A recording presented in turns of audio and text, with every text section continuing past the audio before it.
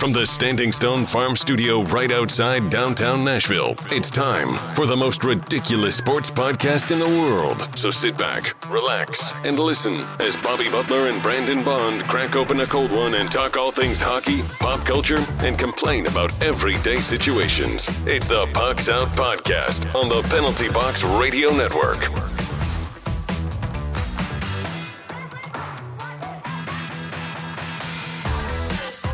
Ladies and gentlemen, welcome into the Pucks Out Podcast. I'm Bobby Butler. He's Brandon Bond. Hey-o. Let's crack open a cold Sierra Nevada Hazy Little Thing IPA, the official beer of the Pucks Out Podcast.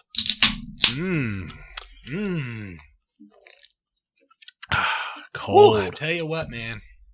That beer is mighty tasty. Yeah. Don't forget, you can find us on the three majors of social media at Pucks Out Pod. And on those sites, you'll find the link to our What a Maneuver store where you can get everything you need. Tank tops, hoodies, onesies. Yeah, I was going to say, throw the onesies in there, bro. Yeah. Because we have an abnormal amount of toddlers don't wear onesies, do they?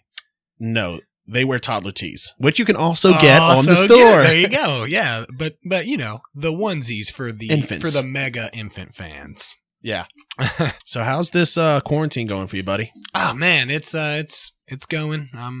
Like we said last week, I'm busy. It's day 26 without sports. Yeah. We're in week 3 of the quarantine. You know, and we had to go cold turkey. It wasn't like we could get some, injection of sports beforehand to like wean us off of it. It was just boom, no sports. Yeah. Luckily though, as Preds fans, we got a little bit of a winning streak before it started. Right. It felt good. We, taking down Dallas a couple times was real nice right before the end. So good for us. The Titans are, still moving. The NFL is still moving. So it gives you a little bit of something to look forward to. And we'll get into the NFL draft actually here soon. Yeah, it should be next week or 2 weeks. We may do a preview or something. Yeah. And then we'll do a wrap up. Well, it was announced today that the draft is still happening on schedule, but everyone will be drafting from their homes on like a Zoom. More than likely it'll be Microsoft. I'm definitely getting up in that chat, dude. I'm definitely getting up in that chat and spamming. It'll probably end up being Microsoft Teams since the NFL is sponsored by Microsoft. Do you think my boy Chris Godwin's going to get me in on the war room? He told me, yeah. Well, why is he talking to you, bud? Man, come on. You're even getting more clout with my players, bro. What about you, bud? Busy, man. Yeah, we did yard work this weekend. Yeah, same here. Work's busy. I'll tell you, man, honestly, though, getting out there and doing about 12 to 16 hours of yard work was exactly what I needed. It completely took my mind off of everything. I wasn't sitting and looking at my phone about what's happened now, what happens every 10 minutes. I'm so sore, but it was nice to be outside and have at least some semblance of normalcy. Yeah. Built a nice little fire pit. I'll have to show you, man. It's actually pretty cool. So yeah, we got a real small one that, we cut that tree down. We got to burn all that stuff now. Yeah. But our yard is infested with those wild onions, so we had to spray the yard to get rid of those. It's every year they come back. Do you think that's like an ogre thing? Possibly. Shrek's been hanging out and taking dumps on your yard, bro.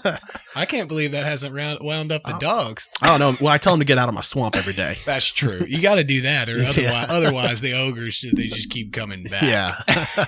I deal with my ogre infestation a whole different way. Yeah.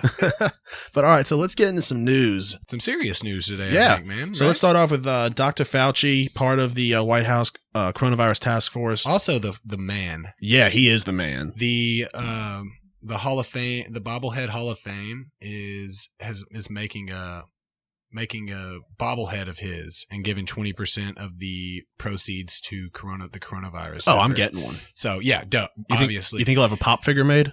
I think you can customize one if they don't. I mean, that's what an absolute hero.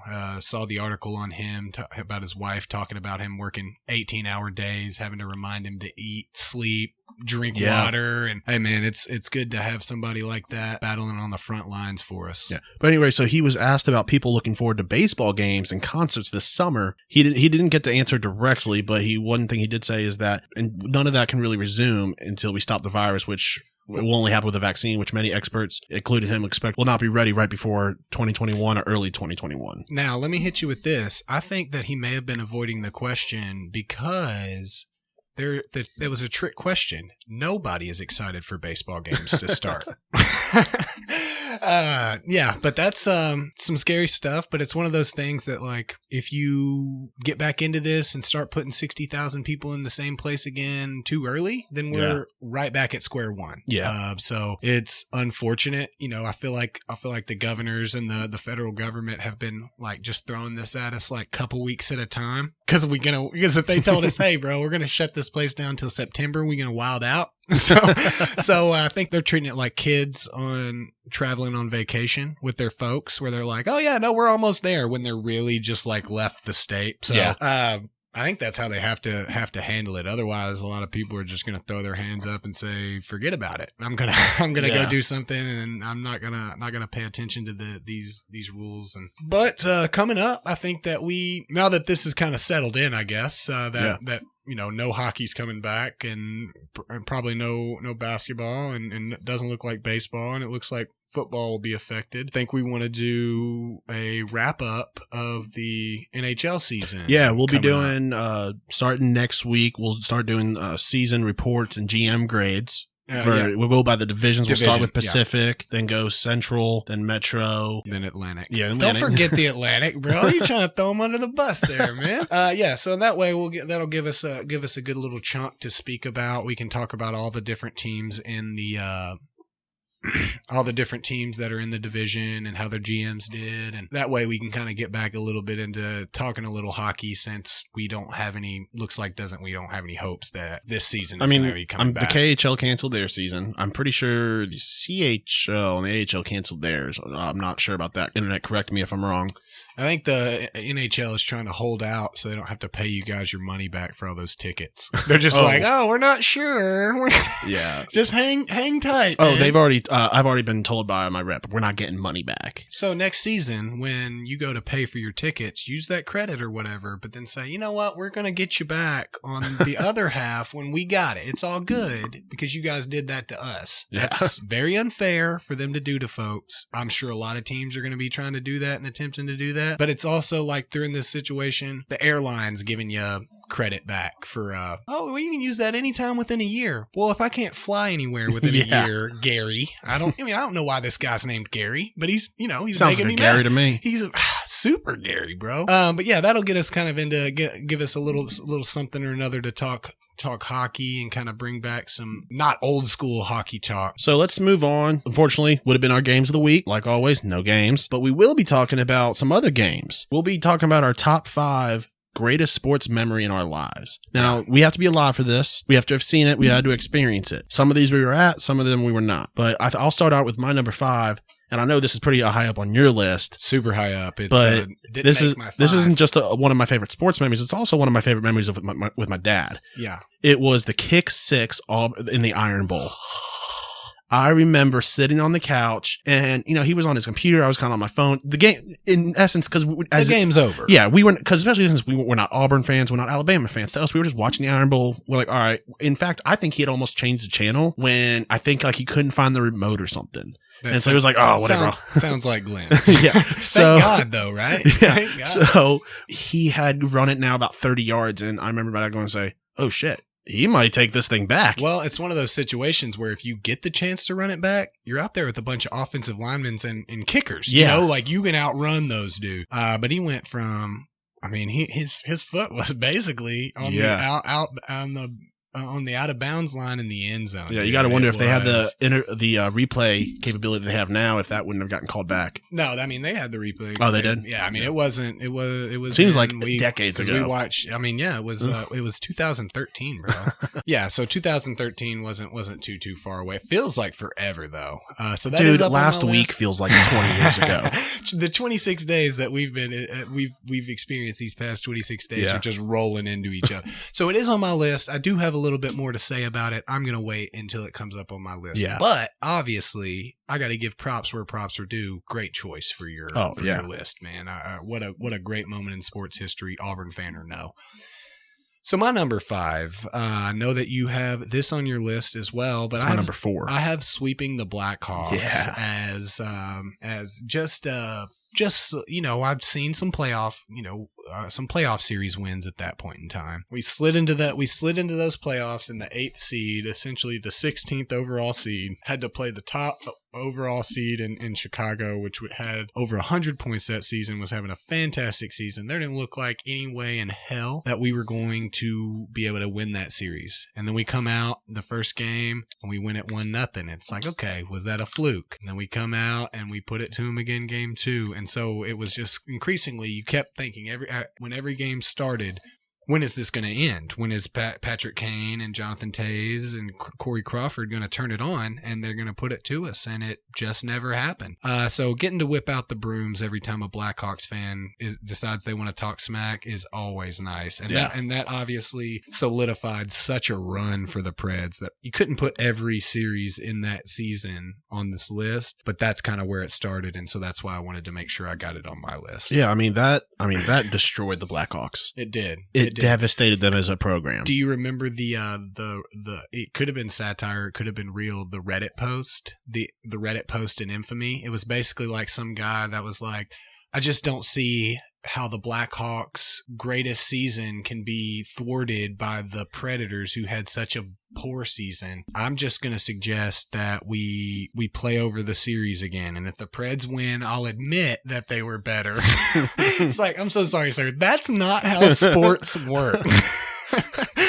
It's like, yeah, you know what? We're going to give them a redo. We're going to hold off on all the second round games so this guy on Reddit can get his replay of the game. So, but what a great series.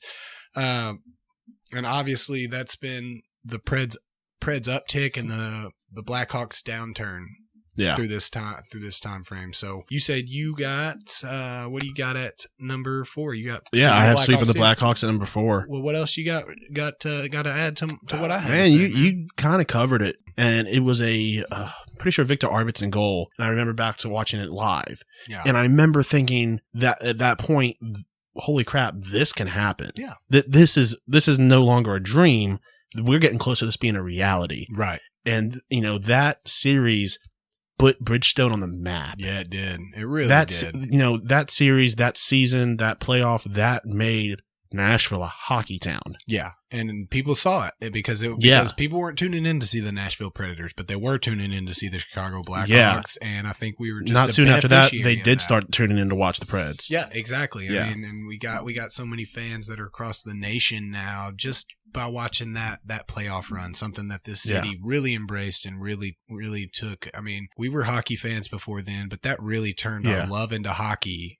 I mean, winning can do that. Yeah. Winning can make you love something more because. And I mean, just as much winning, but also like you have to fast forward to the final. Yeah. The loss to the Pens also, while not a lot of people want to talk about it, it solidified it as a hockey town too, because it's easy when you win the cup to stay a hockey town. Sure. It's hard when you have a heartbreaking loss like that. When you've been there so close. Yeah. And luckily, one thing the whole city was able to gather around was the hate of Mike Milbury. Yes. I think that once you heckle Mike Milbury out of your town, you officially are a hockey town. Exactly. I agree with that. But I mean, you can look back to that same season, a team that didn't go to the Cup that year that was so close was Ottawa.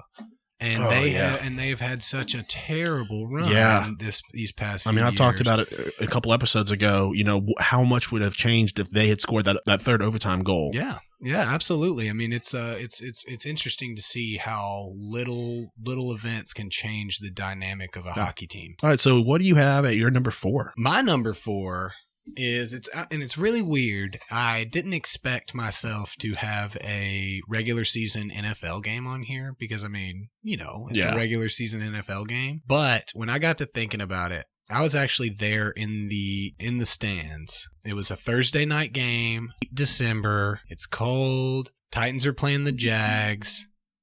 Derrick Henry runs for 238 yards and 4 touchdowns, including a 99-yard touchdown. I'll tell you, man, it was just a surreal feeling because we didn't have great seats. We just wanted to get in the game, Thursday night game. It was a surreal feeling seeing a guy go coast to coast like that. I mean, seeing it in a basketball game is one thing and it's impressive, but just to see that man run with a purpose, and it just didn't look like he was going to be able to be stopped. I mean, it was absolutely absurd. And I think back on that, one of the coolest things I've ever been a part of in a football game. And I've been a part of a lot of cool stuff and seen a lot of cool stuff happen. But just thinking back on that and actually being in the stadium when it happened and just seeing the crowd erupt on a late December cold night, it was unreal and will probably be one of my favorite sports memories for the rest of my life. What is your number 3? All right. This is going to make a lot of people mad. It's one of my favorite moments in history. The 2001 AFC divisional game. The snow game. Yeah, some people call it the tuck rule game. I call it the snow game. That's, honestly, if you're asking me as a non-Patriots fan, absolutely disagree with you. I think a lot of people look back on that time, on that games in particular, fondly. It was the beginning of the dynasty. I mean, a lot of people look back at it as a memory. Some people look back at it, in disgust, or some people look back at it in... See, the beginning of the dynasty to me is, it's cool to see it start, but when it gets going is when you get frustrated and you dislike it. Yeah. I remember watching that game. Yeah, I remember where I was. I was painting. I was like a little kid. I was painting my room. Yeah. That was freaking 19 years ago, like I was like 11 years old. So like I was like helping my folks paint the room. And, back then you got a little 20-inch TV, and that's a big TV for the time, and you're just watching it with bunny ears or cable or whatever. That was also a surreal game. You're like, oh, Drew Bledsoe's coming out. Well, the Patriots are down, and then this young guy, Tom Brady, comes in. It was a perfect storm for football. Snow. Adam Vinatieri, game-winning field goal. Yeah, between them having to clear the snow for Vinatieri, between, Brady's arm being forward motion, it all, it was great to watch, especially since I had already been at that point, I was already a Red Sox fan. I hadn't really been a Patriots fan yet, but I was watching it kind of just as a fan of the sport, and then after that, I was like, I was young, I attached them because I'd already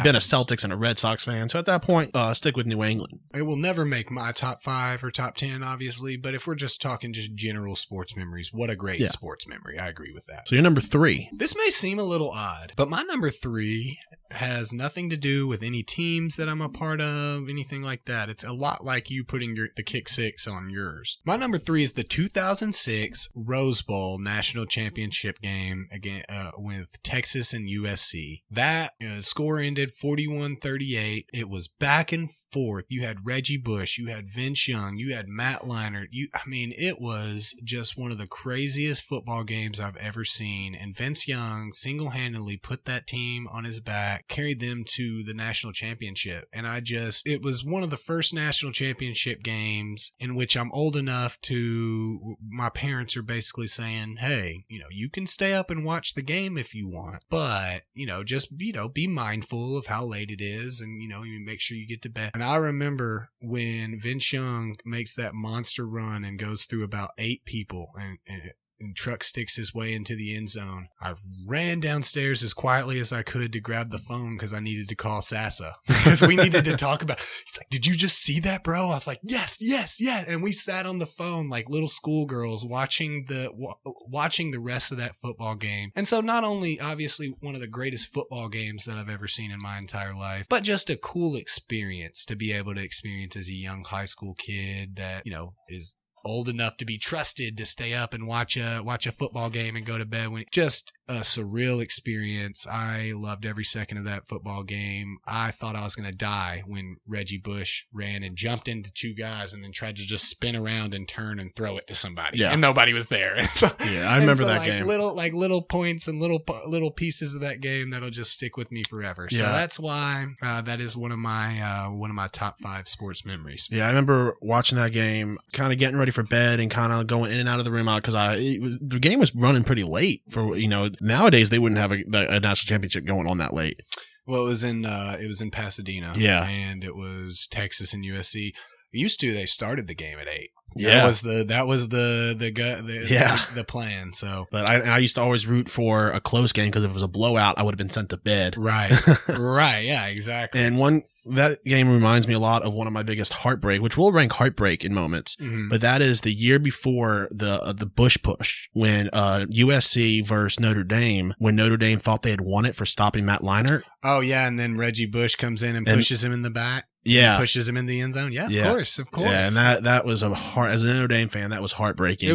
That was super heartbreaking Manti Te'o. That wasn't Manti Te'o's team. Matt Tateo was playing when I was in college. That was that they played Alabama in the national championship. Which honestly, wouldn't even consider that one a heartbreak. But Notre Dame fans saw that coming a mile away. Well, everybody knows my distaste for Alabama, but one of our brothers he was a Notre Dame fan. He decided to bet me $100 that Notre Dame would win. Straight up. What? No line, nothing. So it was a perfect storm for me. If anybody asks me if I'll pay out $100 and Alabama doesn't win the national championship, I'd do it every year. No question. I'd start every college football season and say, here's my 100. Alabama doesn't win the national championship. So it was like a win-win for me. I had to see Alabama win a national title, but I got $100 out of it. That's beer money. Well, it was glossy, so it was Jim's. It was essentially Jim's credit, and I just dispersed it over a 6-month period and got that. I remember I played a drinking game for that. Every Alabama score was a shot of Jack. Every Notre Dame score was a shot of Jameson. Needless to say, my Jameson did not run out that night. You had plenty. You probably got to drink as much as Lene Kakua, Manti Te'o's fake girlfriend. All right, so moving on to my number 2 is the 2004 ALCS Game 4 Big Papi walk-off home run to continue the series, what would come to be one of the greatest comebacks in baseball history for the Red Sox. Yeah, that was dope. I mean, again, and it was that helped them break the curse. I remember watching it and just being ecstatic. I was jumping up and down, and if it wasn't for my homerism, that would have made number 1. But all right, so what do you have as your number 2? So my number 2 is one that we've already talked about. Obviously, was your number 5, the kick six. Now, being an Auburn fan, it just automatically ranks it higher in terms of what's happened in your life because it's your team, right? I mean, we've already talked a lot about it, but Chris Davis takes a 109-yard return back for the touchdown with 1 second left on the clock. If you'll recall, the time had run out before the kicker got out there and the timeout was called. Nick Saban fought to the death to get that second. But I just really wanted to mention something that I didn't mention when you were talking about it was Rod Bramlett, the Auburn play-by-play guy, called that play to perfection. Yeah. It was so good. He's since passed away now. So, I mean, obviously that will be a legacy to live on, but there's a point where he gets past all the guys and he screams, "They'll chase him forever." And, it was just one of those moments where if like that's your team, like you hear that and even just saying it. I mean, it's not even my team. I just got goosebumps. Goosebumps roll down through you, man. It was just such a perfectly called call. Yeah. Some people try too hard when they're making play-by-play calls to make it legendary by saying it. Joe Buck does that a lot. Like when the Cubs were playing, like everything that happened during the Cubs World Series, Joe Buck tried to make it larger than life because he knows this is going to be in the world for forever. But it's almost the opposite happens. Right, exactly. And he worked with Al Michaels for so long that Al Michaels, that stuff just flows through him. Like, do you believe in miracles and everything like that? That kind of stuff just comes from Al Michaels, But Al Michaels releases it so subtly. Yeah. Joe Buck, and in not all cases, a lot of times I like Joe Buck. Yeah. And I like him calling games, and I like him being away from football or in baseball. But you can tell when he knows that people will be listening, it's almost like he wants it to be a legendary call. And as far as our opinions, that's not how legendary calls are born. Legendary calls are natural that flow into the moment. They'll chase him forever. It wasn't a he's just throwing this out there because it's going to make him have a soundbite. He was throwing it out there because that was his feeling in the time of the play. And so just those words right there just always brings a little tear to my eye, bro. And so I needed to bring those up. Kick six. We already talked a lot about it. And I remember texting you right after it happened, like right after the game. And I think your response was just like, holy shit. Yeah. Well, and I think you sent me a video of like I think you were watching it with the fam. We always do because my mom's birthday's right there at the end of October. And so we do a 3-sided party. We do my mom's birthday, an Iron Bowl party, and then an early ugly Christmas sweater party. And so we had everybody there. We had all and we usually we do go out and roll the front yard whenever that happens and we win a game and we win a big game. So now that's been before the shortage of toilet paper. We're probably not going to be able to do that anymore. What do you got for number one, bro? You got to... All right, man. So this was a game I was actually in attendance for the Preds. Me too, sort of. Yeah. I was there with my wife. I always try and take my wife to the Valentine's Day game every year. This was February 13th, 2018. Preds versus the Blues. For those of you that either weren't fans or don't remember this game, the Preds were down 3-0 up until maybe 10 minutes left in the third. Can I hang tight now that the Preds are officially down 3-0 to the Blues? Stephanie and I, my girlfriend, that was one of our first dates around that time. And so we went to this game. And so it was 3-0, and we decided that, you know what, let's just go to Broadway in second for a little while and hang out. This is a bad game. It's no big deal. Continue. All right, so in the third period, Calle Jarnkrok opens it up for the Preds, finally. It's been a long game. It's been hard to watch. You know, obviously, Preds fans are getting crazy. You know, we're up on the board. Nobody's really thinking to come back because we've just been playing slow all game. Finally, a couple minutes later, Austin Watson opens it up again on a shorthanded goal. I was getting drunk at Doc Holliday's at this time. And then game wasn't on. And then maybe 90 seconds later, Watson scores again and ties it up. And it's insane. The place, I don't think I've ever seen Bridgestone as loud as that in person. Yeah, I didn't either. I was not there. And then we go to overtime, and Philip Forsberg, Prince Philip himself, gets tripped on the breakaway. He gets a penalty shot, scores the penalty shot to close the game out. It was the best game I've ever been to in my life. Bobby, you are so welcome. Because the only reason that happened is because I left. If you recall, that was pre getting my Ryan Johansson jersey dehexed in New Orleans. So it was still cursed. So like the reason we were losing 3-0 was because I was in there wearing my Joey jersey. And so when I left, I let the magic flow through that place. Dude, it was so funny because I mean we went out, we had us a good little time on Broadway, right? You know, Yeah. I said forget this Preds game. There's 81 other ones of them this year. You know, we're getting in the car and our Uber was like, man, how about them Preds? And, you know, me thinking that we've got, you know, we just got our ass handed to us.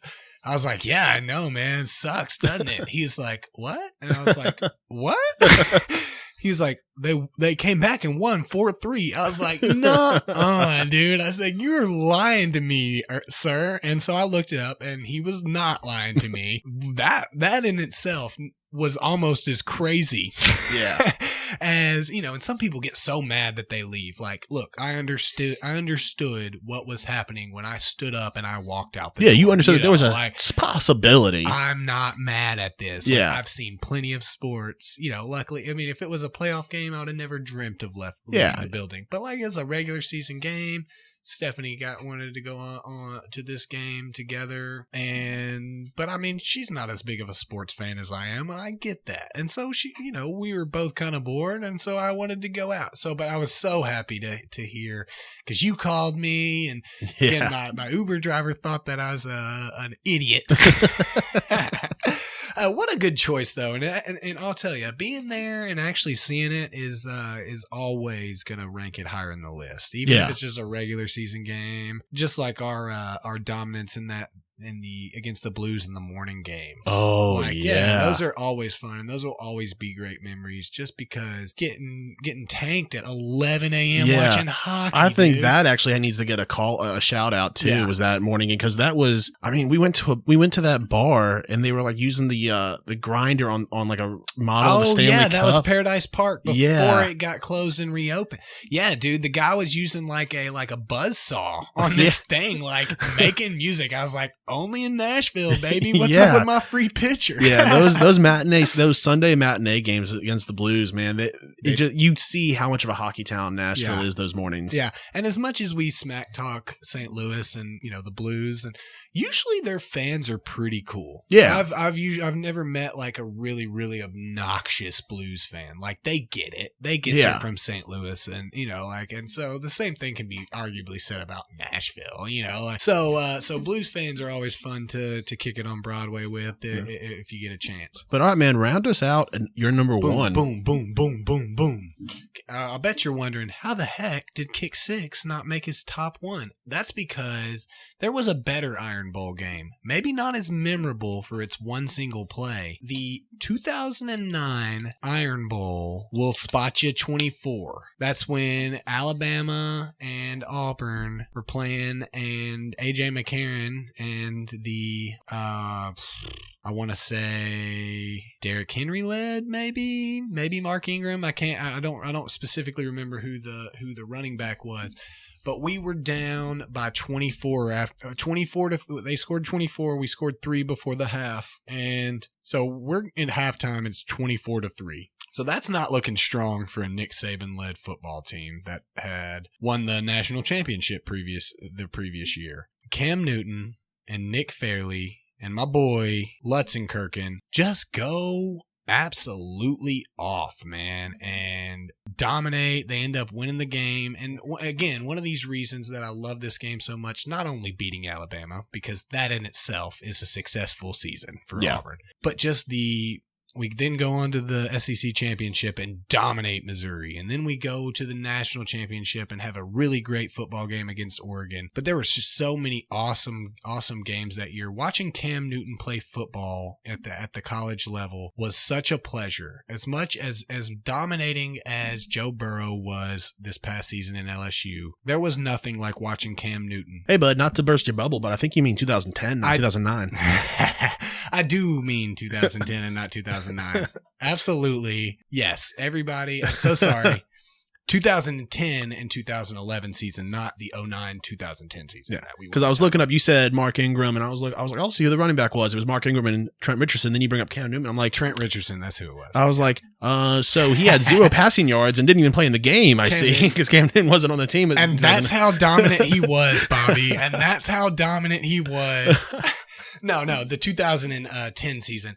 But Nick Fairley has that strip sack and just play after play of just like, we can do. I mean, because me and Sassa, we call each other when stuff like this is happening. I guess we are just little girls in that instance. We call it's like, you hang up first. What is going on, bro? Like, how the hell are we losing like this? And there was a couple of games that season that it seemed like, man, what is Cam doing? He always just found a way. He just had a little magic left in him. And so that solidifies that national championship season. One of my all-time favorite memories. I was actually down there for the Georgia game. Me and Sass went down there for the Georgia game that year, which is super awesome. The Deep South's oldest rivalry. And that was when it was up in the air. It's like, oh, is Cam Newton going to play, or are they going to sit him because of all the controversy that was happening? And Auburn was just like, forget it, man. We're just gonna let him play, bro. Like, we're gonna see what's up. So that's my number one. We could sit here and we could talk about favorite sports memories for hours. Honestly, dude. We might do it. We might in a couple of weeks do top 5 from each sport. That would be cool. Maybe top 2 from baseball, but we're gonna do one memory from baseball. Yeah, not even a favorite. Just if you can remember something that happened in baseball. Yeah. And it'll more than likely be a Sounds game or the Baby Cakes game. The Baby Cakes game was super dope. Which we will get into another episode. Shout out to the Nolans Baby Cakes bros. All right, so let's move into outside the NHL, which we've pretty much been doing this whole episode now. And that is our condolences to the family of Todd Dempsey. He was the record holder for the NFL. He had a 63-yard field goal, and he held that record for 43 years, but the dude had no toes. Oh, yeah. Yeah. Don't they have his half cleat? They have his half cleat at the Absinthe House on Bourbon Street.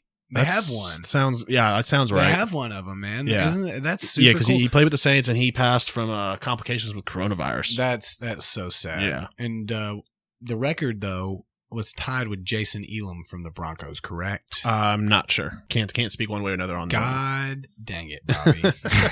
No, but no, that's super sad. Thoughts go out to him and his family and to everybody that knows somebody or has lost somebody or whatever. So, yeah, super sad. But now to go from that super sad portion to the joke of the week that you brought to the table this week. Do we want to separate it with a mid-roll real quick?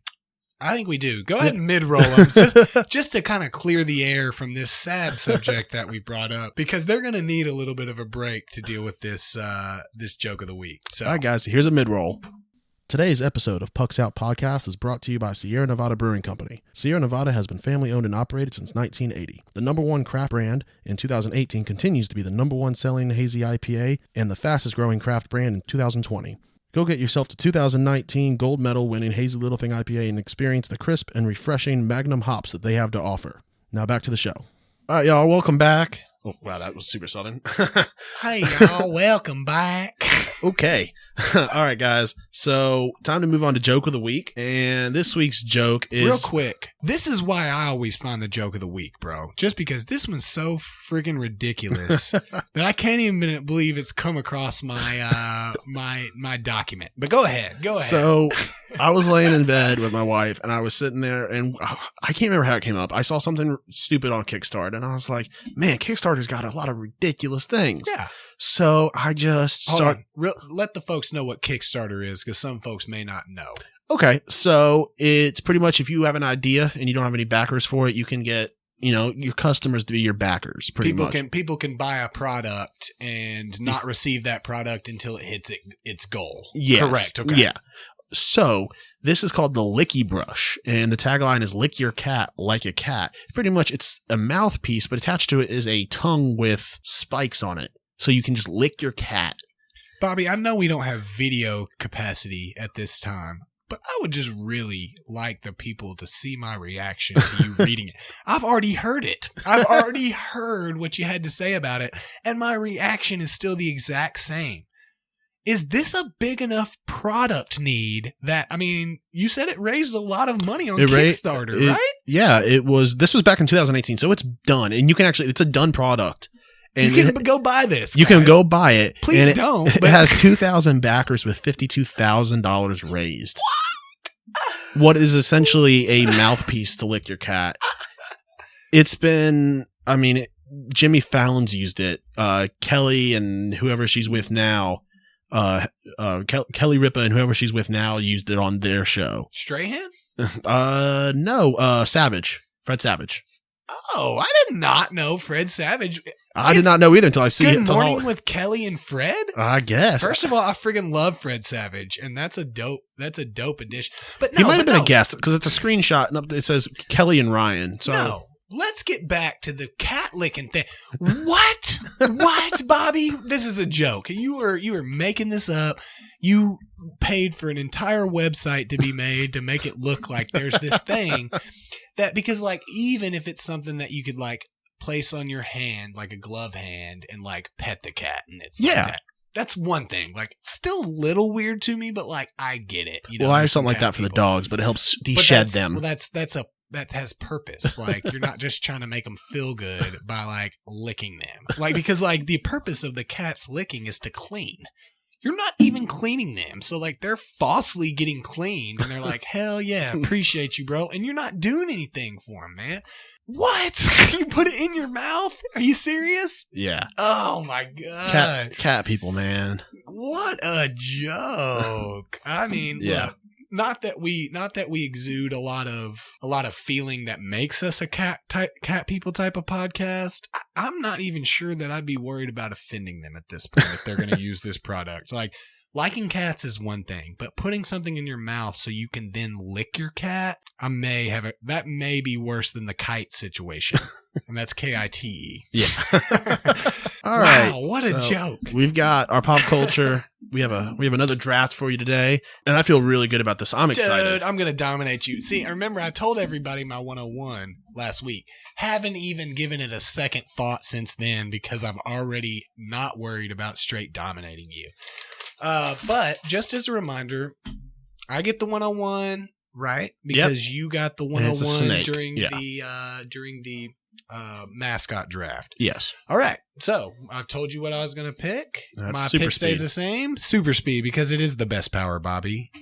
All right. So I now get 2 picks. You do get 2 picks, which could be make your superhero pretty strong. So I'm going to start off with enhanced vision, and that means I can see every move your super speed guy can make. Who has that? You got to bring some examples of who brings it to the table. Marcus Milton, otherwise known as Hyperion from Marvel.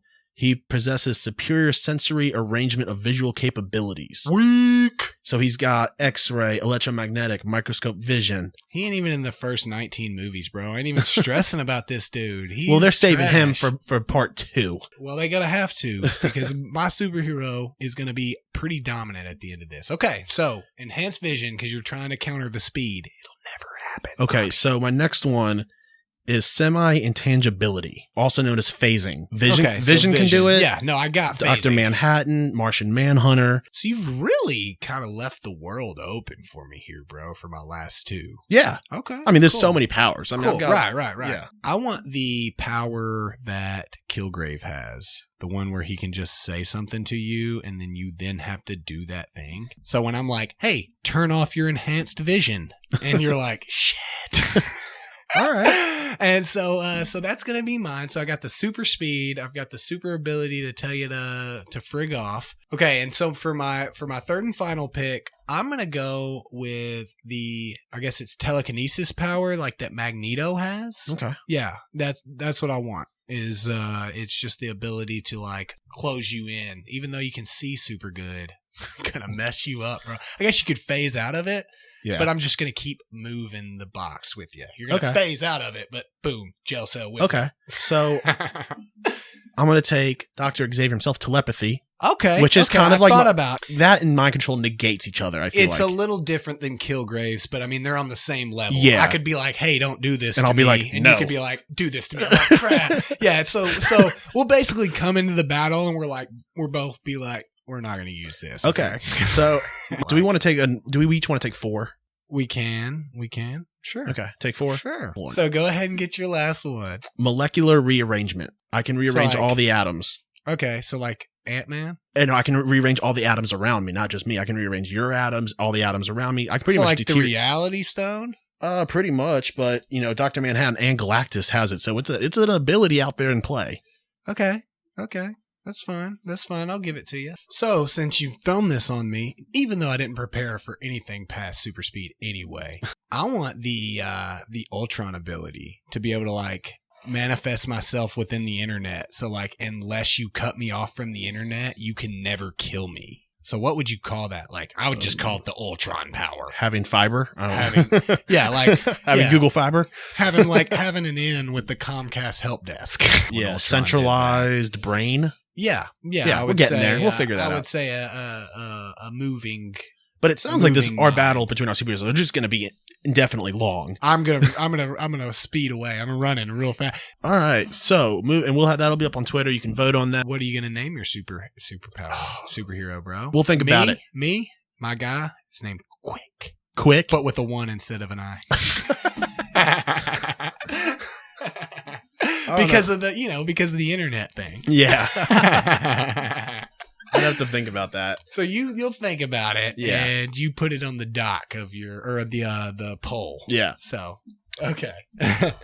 All right. So moving out of the superpower draft, let's move into this or that. I found us a couple this week. Tried to keep it a little safer for the people.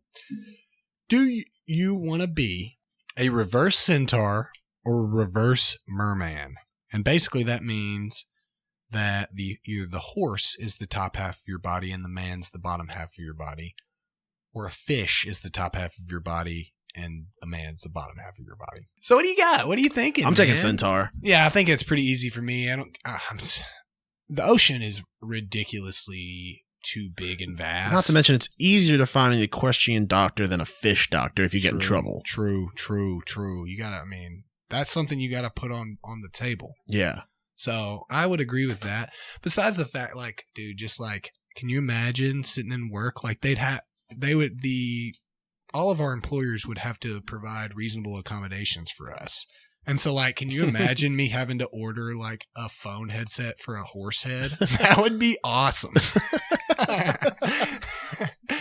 All right, so here's the next one. Have eatable spaghetti hair that regrows each night, or sweat non-sweet maple syrup. This one was also super easy for me Maple syrup? No, the spaghetti Really? hair. I don't like stuff on me. You know, like I don't like, you know, like when I'm eating wings, I'll eat wings with my hands, but I have to wipe after each wing that I eat. Dude. So, That's question: just how I am. when it says regrows each night, does it only regrow if you eat it, or if you don't eat it, it's just bigger? I would say it just regrows to a certain level. Like you keep it. Like just think about like the utility of that.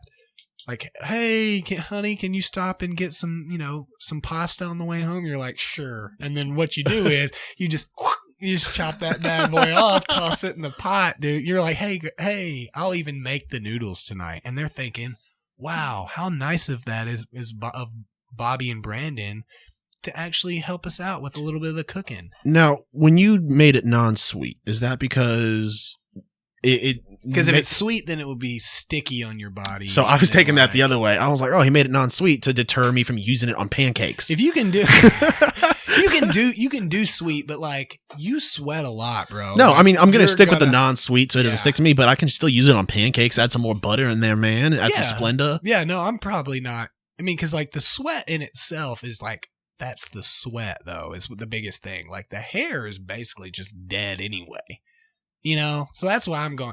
So you're going maple syrup non-sweet. There's sweat. utility in both of them. Sure. Yeah. You got to think about the utility. One is more utility for dinner. One is more utility for breakfast. Sure, and you know, but like long-term utility, we're in this quarantine. I'm just feeling like spaghetti hair is going to be. Although it would be much less attractive. But then it's all you're getting all carbs from your hair, whereas you can get some more sugars and be able to survive a little bit longer. I think on sugars and carbs. What I'm thinking of is the worst part though is the pit stains that are going to come because it's going to look tank like tops. You got to wear tank tops. You got to become a 100 exclusively tank tops. Got to be a 100% tank kind of fella. Yeah, like, and flip flops. You can't be wearing socks and shoes with your maple syrup sweaty feet. That's fair. All those are fair points. So but you'll immediately know if all your clothes are definitely ruined. Yeah. So and either way, your dogs are now are definitely your best friend. It's non-sweet. Maybe they don't realize. Oh, and I mean, either way, they're loving it. Either way, you're sitting there. The dogs are just munching on that hair. Oh man, that one's a little ridiculous. We talked about it a lot longer than I thought that we were going to talk about that question. All right, so let's move into Ask the Internet. What do you got for us? We're going to do 2 cards. I'm going to pull this one this week since you got to pull last week. If both of your arms were gone and you could have 2 kitchen utensils as arms, what would they be? Oh, man. Do they have to be the same or can you have a different one on each arm? This guy has a spoon and a fork. Oh, okay. So, I mean, spoon and a fork is solid. Those are solid. Those are very, you get a lot of utility from those. Yeah. For sure. But, I mean, a spatula would be solid, too. Because here's the thing with a spoon and fork, you can't really... Mm-hmm. You know what I'm taking? Yeah, tongs. You can't, yeah, tongs are great. I'm actually gonna go with like one of those double skewers.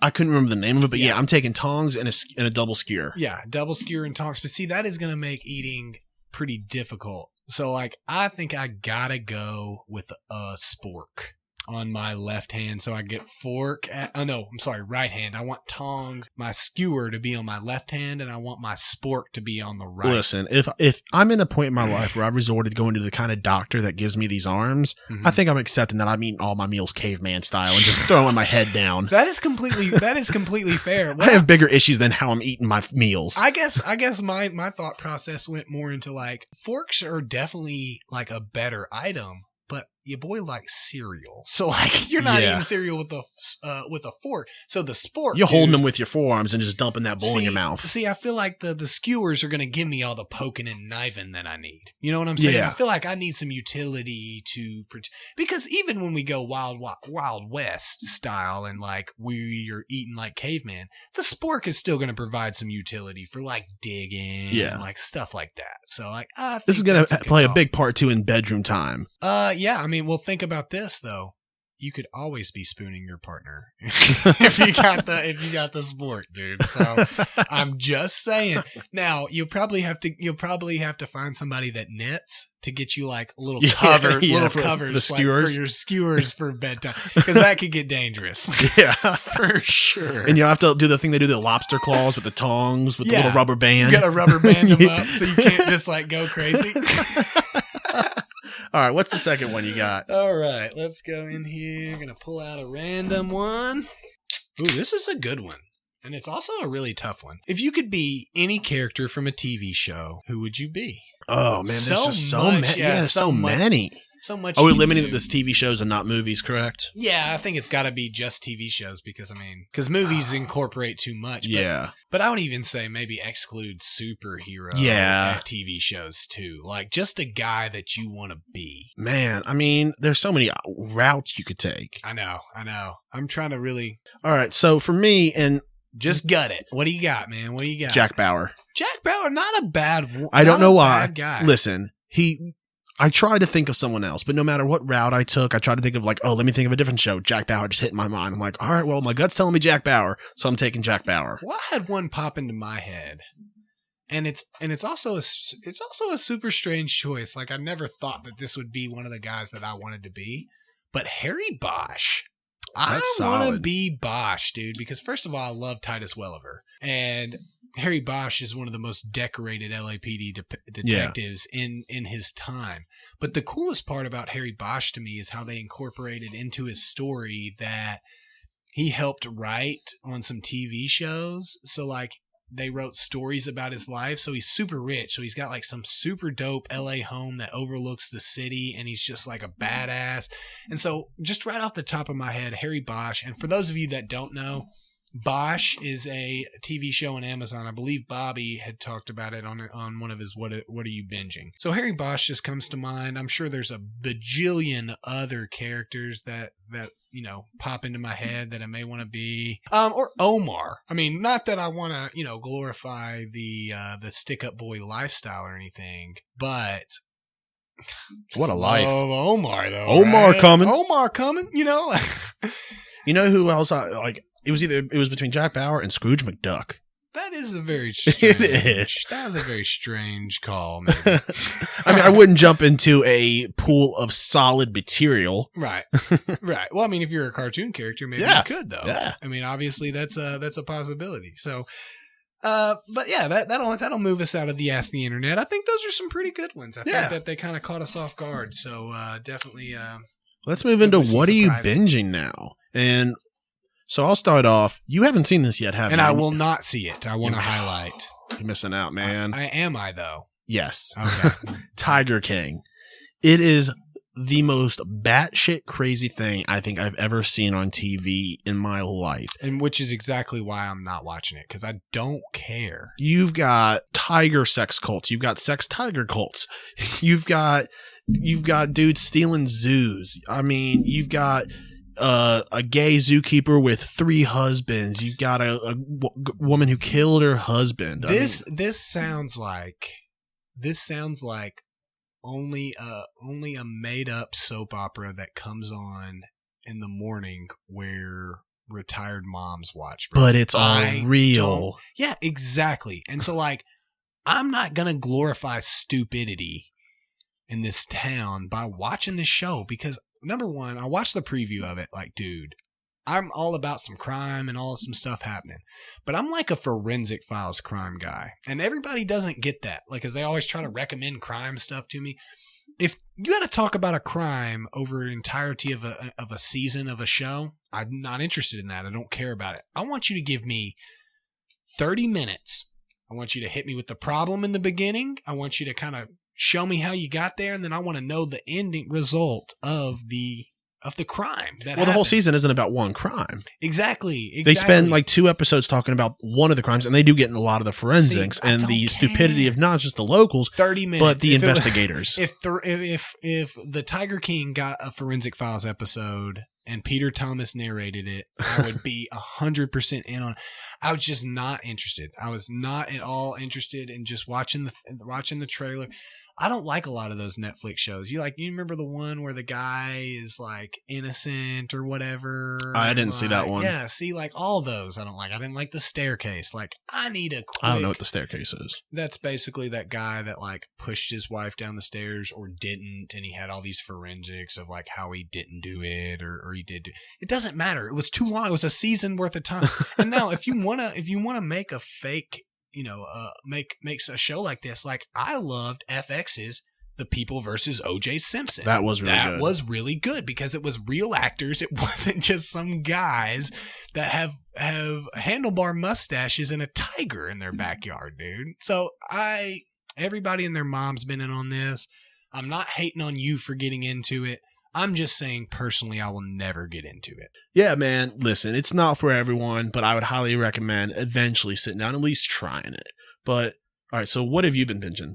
Me, I have been watching a little bit. We just finished the most recent episode of Brooklyn Nine-Nine, which is very sad because I love Brooklyn Nine-Nine so much. Are you caught up on the ongoing season currently? Yeah, I'm up through season 7. Okay. So yeah, no, I'm caught up completely. I've seen it through a couple times. Okay. But I actually started rewatching, and what a perfect time to rewatch Last Man on Earth. I tried it. I didn't Will like Forte. it. You got to give it like 4 or 5 episodes. I gave it 2 seasons. Okay, so yeah, I mean, yeah, you've decided you have decidedly decided you didn't like it. Honestly, I'm not a big Will Forte guy. Really, I think he's a pretty funny guy. But I mean, I understand that. My biggest issue was that I don't know if it's called The Last Man on Earth. Be the Last Man on Earth.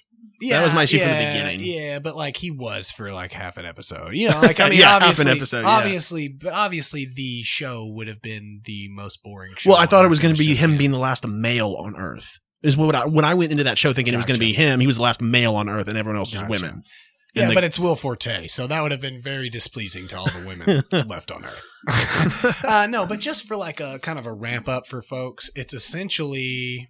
It starts with Will Forte just driving around, going to Tucson, and he's everybody's dead from this virus that comes around. It's a little spooky within the current state that we're in, but and folks kind of start coming to him. There's not a many, but there's a few extra folks that kind of come in, and it kind of displays this story with only 7 to 10 people potentially on Earth at any given time. So pretty cool.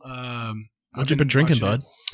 Mick Ultra, dude. Solid. Nothing, gotta watch the calorie intake, bro. Doing a lot of sitting when I'm not working and whatnot. So just Mick Ultra, nothing fancy, nothing high class. What about you? You been drinking anything? Yeah, man. So actually a local beer from Murfreesboro, right down the street from our alma mater, from Steel Barrel Hop Springs Frost Crushable Ale. I had never tried it. I was at the gas station. We were trying to be in and out real quick. We had to get gas. I wanted some beer for dinner. So we went in and, trying to keep social distance from beer everybody. For dinner is always the good yeah. You need a beer, bud? There you go. So if alcohol cleans the outside, I guess it'll clean the insides. But anyway, so yeah, it was the only Can't beer. hurt to try. Yeah. So, I mean, this gas station didn't have any like special beers, all Bud Light, and it was the only one I'd never tried. So I tried it. Really good beer. When they called it a crushable ale, I was like, why? I wonder why it's called that. Man, I drank this. I was like, I could chug this. I'm like, oh, that's why it's crushable. Let's move on now. What Snaps Our Stick brought to us by Sierra Nevada. I guess I made you start last week because I brought some wheat sauce to the table. I'm really pleased with my sports one this week. I like it. Not super as much pleased with my my quickly brought together non-sports, but my sports one. Why in the world do the major sports in this country not get together and coordinate their sports seasons? I feel like this is the perfect time to where we don't have to have 3 overlapping sports at one time and then a dead period. We could have sports year round where we never have to miss any sports because they're all perfectly planned seasons. I just don't understand why that's not a thing. I mean, it's not like basketball can't be played in the summer. It's not like I mean, obviously football is the one that like really hits home. Is that they don't need to play in the dead heat of summer because of all the gear they're wearing and stuff. Football plays football at the perfect time. But even baseball, like it is really hot outside. That's the main reason why I don't like going to baseball games. Right. Sometimes it's you got to go to night games and so like when you sit in left field at Sound Stadium, you die out there. Exactly. So I just don't understand why there's not like coordinated sports seasons and how we can't get that into play.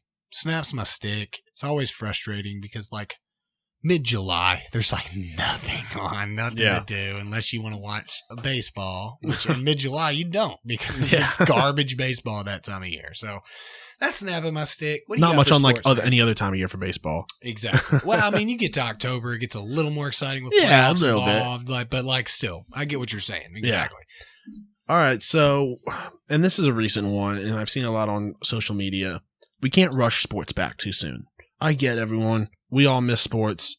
You know, we know how it feels. We want sports back. Oh, yeah. But everyone's saying, oh, let's just bring it back. What's the big deal? No, guys, because here's what happens. If you rush it back, it gets worse. Then we're going to be without it for a lot longer. Right. Well, and then if you start having to like chop up seasons and stuff, like the integrity of this sport is lost in itself. Yeah, as well. honestly, because here's the thing. If we were to bring a shortened NHL season, let's be honest, whoever wins that cup, every other team, every other fan is going to say it's going to, everyone's going to want an asterisk next to it. Oh, you only played 30 games or what, and it sucks. I think the best thing to do is to straight up cancel all the current seasons that are going on. And I would even consider, canceling this NFL season if it doesn't get better within the next 2-3 months. Or just, I mean, if it depends on when you can get it started and stuff. But I mean, if you can get it going, if you want to start the season with the reduced season. Yeah. And here's the thing. Fine. Nobody is. But don't start and stop. I wouldn't even say that. Problem. Nobody is saying that these sports have to end at a certain time, really. Just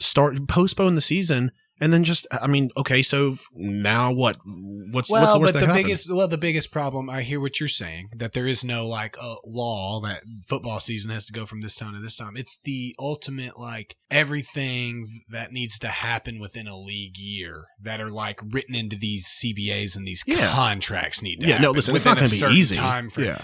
Well, so like you have time frames built into those. So like we're just going to push it back. Well, then you don't only push back that particular season. You push back everything that comes up. And so I hear you. I think it's one of those things that, like, if the NFL needs to decide, okay, we're going to do an 8-game season, then that's what they need to do. Yeah. If they were desperate of getting football onto the field. But realistically, those are going to be the best 8 games in football. Yeah, because dude, every game will matter. I mean, in football already, every game matters, but for fantasy purposes, holy crap, dude. Yeah. So why would you bring up fantasy at a time like this, Bobby?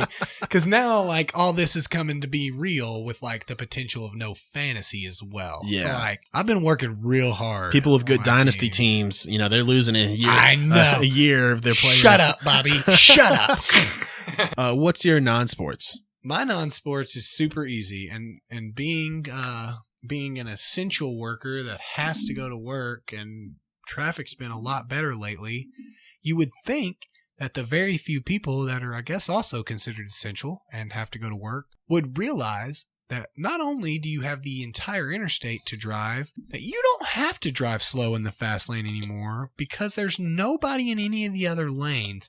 Why are you going slow in the passing fast lane? Yeah.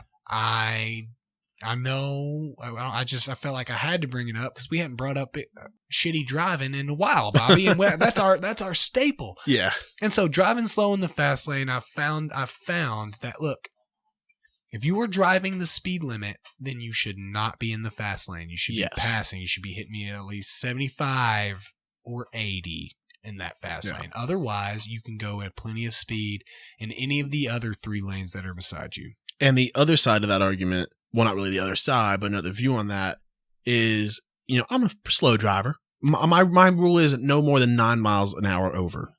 So I generally am myself. Yeah, I keep to the right lane, the slow lane. What infuriates me is when I'm in the slow lane, there's a dude riding my ass. Yes, obviously there is. Yes, that's why I said in the fast lane. Yeah, like, dude, you have room in the fast lane. Get on over. Go over there. Yeah, exactly. It's rude. It's dangerous. It's scary for everybody involved. Like, we're all going at very minimum 60 to 70 miles an hour. Like, obviously it's clear from the way you're driving up on me that you didn't pass science class, but like a lot of us did. And so, like, we understand what that's going to cost. So yes, absolutely. It's dangerous not going with the flow of traffic within your lane. And so it pisses me off and it snaps my stick. Boom. All what right. do you got, Bob? Apparently, this one's going to piss some people off. Oh, for sure. All you wannabe English majors out there that think they can be writers. The Dead Poet Society is a shit movie. Quick question. The lead role is changed from Robin Williams to Johnny Depp. Oh, Johnny. It's better? It's better. Not great. It's still a bad movie. I just wanted to highlight the reason you hated the movie the most part is because you hate Robin Williams. Yes and no. Yes, I dislike Robin Williams greatly. He is not funny. He's not a good actor. He is bad line. I have firmly believed that dead. every single thing Robin Williams has ever done in his life as an actor, Bill Murray could have done better. There was not a single role he's done that Bill Murray can't do better. Same cannot be said the other way around. First of all, Bill Murray is that. I mean, why would you tout the king here, bro? Bill Murray is the dopest man. Yeah. Of course he could have done better. He's Bill friggin' Murray, dude. Like, yes, I agree with you there. But let me hit you with this, Bobby. Flubber. Bill Murray would have done better. No, Yeah, nobody. Actually, Nobody could have done who better. actually would have done movie. better? And not to bring the king down, I feel like, and this is out of left field, John Goodman would have killed it in Flubber. No, I will tell you this right now. Nobody would have killed it in Flubber. That's the most garbage movie on the history of Earth, bro. Flubber's terrible. But yeah, no, go ahead. Dead Poet Society. So the movie you wanted itself, to bash a lot of people's favorite movies. yes, Go ahead. My goal here is not to bash Robin Williams. That is now listen, the tragedy of his death, I understand. Sure. We're not. But that's not what we're talking. We're talking about the movie itself. It wouldn't matter if you had an all-star cast in the movie. The movie was bad. Oh, Captain, my Captain. And people want to make it seem good because you watched it in high school, and people think that if they like it, that it makes them seem more intelligent than us, and it puts you up on this pedestal. No, the movie sucks. To be fair, they definitely are more intelligent than us by just being. So, I mean, not only does Robin Williams' lead character cherry pick all of his lines that he uses to convince these kids. He is one of the leading causes of one of his students sexually assaulting a girl, because right before he makes out with this passed out chick, he says, "Ooh, seize the day." Like, yeah, no, that is not the time to seize the day, bro. I don't know that that's completely fair to put that on Robin Williams. Lots of kids. Listen, the kid would have been a sexual assaulter later in his life, definitely. But then the kid who kills himself is like, "Seize the day." It's like, what are you seizing, man? To be fair, did he say seize the day or did he say carpe diem? Who the hell knows, man? Okay, so coming out hard on Dead Poet But Society. also, he wasn't hired as a life coach. He was hired as a literature teacher. But he's not teaching. He literally told him to throw out the books in the first day. Bobby, to be fair, when you're saying words, all words comes from books. But there go, anything is literature class, bro. I mean, to be fair, Carpe diem, bro. Carpe diem, bro. But yeah, dude, I hate that movie. And honestly, I can't stand when people say they like the movie because either they have bad taste or they're a liar. Well, now that we've officially got all of our cat fans out of here, we've got all of our Dead Poet Society fans out of here, all of the kite folks are out of here, I guess it's time to tell them what we learned, man. Did you learn anything in particular that you want to bring up to the peoples? I learned that there are actually people out there that want to lick the cat. Yeah, that's a good one. I learned that we have zero clue what the Ultron superpower is. We just call it the Ultron power. So close us out of here, bro. Okay, you'll find the name of the power on Twitter. Don't forget to check us out on Twitter and to vote on this week's draft. And he's Brandon Bond. I'm Bobby Butler. This has been another episode of Pucks Out Podcast on the Penalty Box Radio Network. See ya. Peace. Thanks for listening to the Pucks Out Podcast. To see what other ridiculousness the guys are up to, check them out on Twitter and Instagram @PucksOutPod.